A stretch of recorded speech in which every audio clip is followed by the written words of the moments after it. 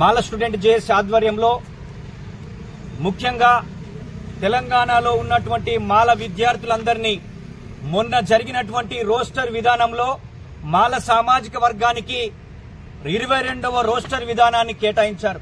ముఖ్యంగా ఈ తెలంగాణ రాష్ట్రంలో 2వ అత్యంత జనాభా కలిగినటువంటి మాల సామాజిక వర్గాన్ని బిలో కేటాయించి వారికి రోస్టర్ పాయింట్ 7ను కేటాయించాల్సినటువంటి అవసరం ఉండే.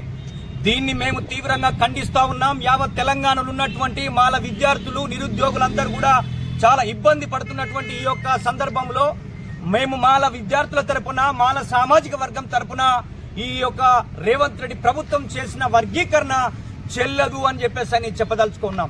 ముఖ్యంగా లేటెస్ట్ సెన్సెస్ సుప్రీంకోర్టు తీర్పు ప్రకారం లేటెస్ట్ లెక్కలు తీసుకొని ఆ యొక్క జనాభా దామాష ప్రకారం 1950లో ఉన్నటువంటి జనవరి 26 భారత రాజ్యాంగం అమల్లోకి వచ్చినప్పటి నుంచి 15% ఉంది.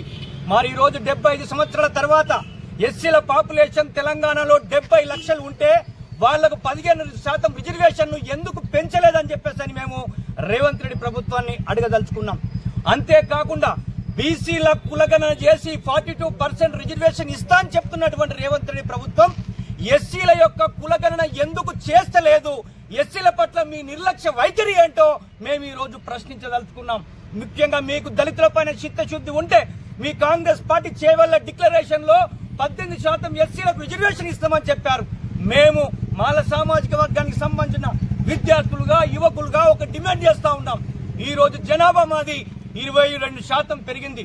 మా యొక్క రిజర్వేషన్ 22% పెంచి మొత్తం కూడా పంచాల్సినటువంటి అవసరం ఉందని చెప్పేసి మేము గుర్తు చేయదలుచుకున్నాం.